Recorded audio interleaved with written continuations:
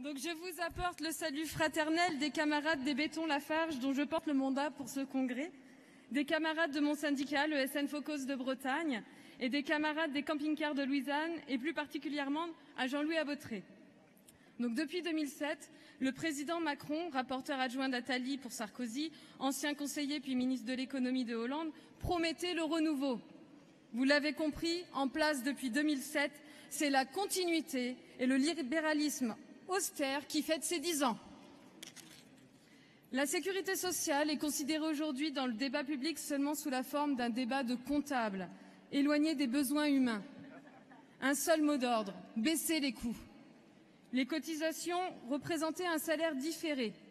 Réduire sans cesse les dépenses de sécurité sociale s'apparentait à vouloir réduire ce salaire.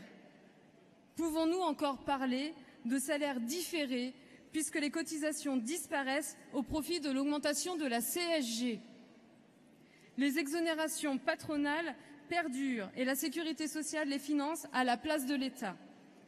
Cette étatisation de fait entraîne le système vers une privatisation rampante. La sécurité sociale devient plus inégalitaire de jour en jour. Il est important de résister à la casse de la sécurité sociale. Non à un système par capitalisation. Non à la fin de la solidarité. Non à un système européen qui conduirait encore une fois de plus à une baisse de nos acquis. Du moins ce qu'il nous en reste.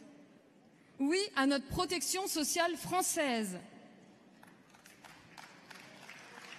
Nous avons eu un cahier de réclamations dans nos besaces à l'entrée de choses que nous avons déjà ou que nous ne voulons plus. Mais où sont les revendications? Il est temps que FO se fasse réentendre. Hausse le ton! Il devient urgent que notre confédération ait un discours clair sur tous les sujets en lien avec ses adhérents de la base. Nos revendications doivent tourner en boucle dans les médias. Nous attendons que notre futur secrétaire apporte tout son soutien à tous les camarades qui luttent et résistent et qu'il rassemble tous les militants, les adhérents, pour construire cette résistance indispensable à notre survie, la survie de notre liberté, notre égalité et notre fraternité.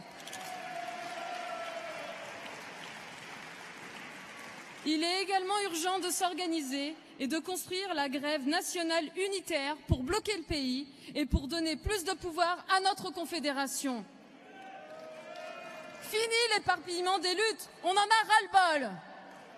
Nous avons besoin de tout le monde, actifs, chômeurs et retraités. Dans tous les rassemblements, les cortèges, les manifs, les piquets de grève, il faut expliquer nos revendications, les crier. Non à la casse de la sécurité sociale, non à la casse des services publics, non à la casse du code du travail, non à la dictature de la dette, non à la fin des CHSCT, non à la fin des 200 000 mandats. Retrait du PPCR, de la loi NOTRe, la MAP, El Khomri et les lois et ordonnances Macron. Il faut l'abrogation de la loi travail. Oui au maintien du code du travail, au principe de faveur, au service public, au statut garant d'indépendance, à l'éducation nationale égalitaire, à la formation libre et nationale des travailleurs et à la protection sociale universelle.